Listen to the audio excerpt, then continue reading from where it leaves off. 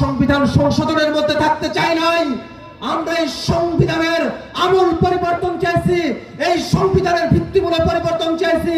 এই সংবিধানে ফ্যাসিবাদের যত বীজ রয়েছে সব কিছুকে উৎপাদন করে এই সংবিধানটাকে গণমানুষের সংবিধানে পরিণত করতে চেয়েছি। আমরা কুসুম কুসুম সংশোধনী না, আমরা বিপ্লবী সংস্কারের মধ্য দিয়ে বাংলাদেশ রাষ্ট্রটার আমরা পরিবর্তন চেয়েছি।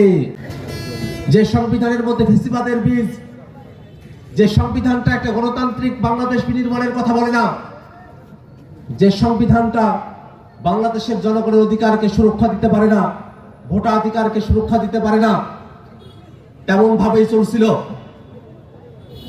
এরপরে 24-এর অভ্যুত্থান হলো, বাংলাদেশের মানুষেরা হাজারে হাজারে মানুষ তারা খুন হলেন, পঙ্গু হলেন, আহত হলেন, রাজপথে নেমে আসলেন। লাখো কোটি জনতার রাজপথে নামার মধ্য দিয়ে বাংলাদেশটাকে আমরা নতুন করে আজাদ করতে পারলাম। সেই 24-এর অভ্যুত্থানের সময়টাতে বাংলাদেশের মানুষের দুইটা লক্ষ্য ছিল।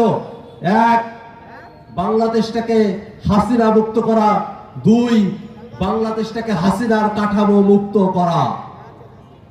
আমরা বাংলাদেশটাকে হাসিনা মুক্ত করতে পেরেছি, আওয়ামী লীগ মুক্ত করতে পেরেছি।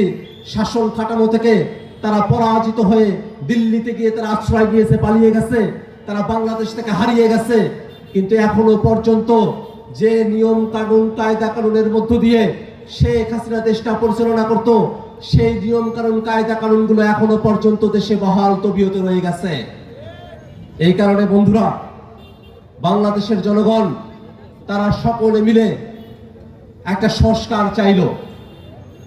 সংস্কার যে হবে সেটা শুধু রাজনৈতিক দলগুলোর সিদ্ধান্ত ছিল না, সংস্কারের সিদ্ধান্ত ছিল রাজনৈতিক দলগুলোর, সাথে ছিল জনগণের সিদ্ধান্ত। এই সংস্কারের পক্ষে আগে রাজনৈতিক দলগুলো একমত হয়েছে, তাদের একমত হওয়া বিষয়টাকে গণভোটে দেয়া হয়েছে। সেই গণভোটেও বাংলাদেশের 70% জনগণ তারা হ্যাঁ এর পক্ষে অবস্থান নিয়েছে, সংস্কারের পক্ষে অবস্থান নিয়েছে। কিন্তু দুর্ভাগ্যের বিষয়, সেই সংস্কার বাংলাদেশে তারা বাস্তবায়ন করতে চায় না। তারা সংবিধান সংশোধন কমিটির কথা বলে। আমরা তো সংবিধান সংশোধনের মধ্যে থাকতে চাই নাই, আমরা এই সংবিধানের আমূল পরিবর্তন চাইছি, এই সংবিধানের ভিত্তিমূলক পরিবর্তন চাইছি। এই সংবিধানে ফ্যাসিবাদের যত বীজ রয়েছে সব কিছুকে উৎপাদন করে এই সংবিধানটাকে গণমানুষের সংবিধানে পরিণত করতে চেয়েছি। আমরা কুসুম কুসুম সংশোধনী না, আমরা বিপ্লবী সংস্কারের মধ্য দিয়ে বাংলাদেশ রাষ্ট্রটার আমরা পরিবর্তন চেয়েছি।